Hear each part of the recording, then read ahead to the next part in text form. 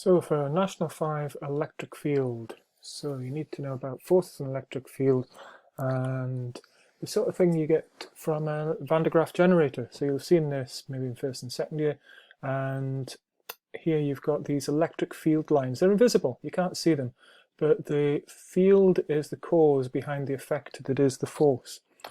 So you can have positive or negative charges. Negative charges, you've got an excess of electrons. Positive charges, you've got a lack of electrons and more protons, positive protons.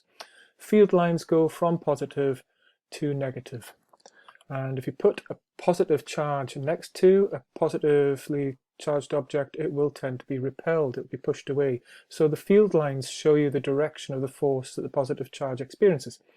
Similarly, put a positive charge next to a negative, then it'll be attracted towards it.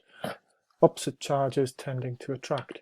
Same idea with a negative charge being attracted to positive and a negative being repelled from a negative. So the negative charges go against the direction of the electric field lines.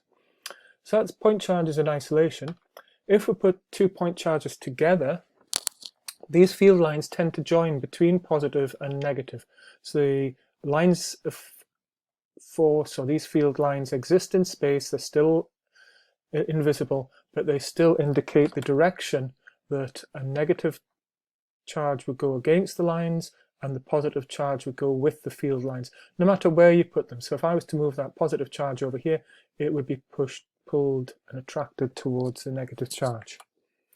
If you've got two similar charges, so here we've got a positive charge and a positive charge, in that case the field lines don't cross. They keep away from each other and they just head off into space to Earth or to a nearby negative charge. So if you were to put a negative charge in between the two positive charges, there'd be no force experienced. It would just sit there. Similarly, if you put a positive charge in between, or any charged particle between two negative charges, it would just sit there. There's no field lines, so there's no force experienced. Lastly, parallel charges are where you've got two parallel plates where there's a constant electric field because you've got the spacing between the field lines is even, therefore the field is constant. And in this case, exactly the same. The positive charge goes in the direction of the field lines and negative will go in the opposite direction. So this page just summarizes the four main cases, and you can pop these diagrams and that paragraph into your notes.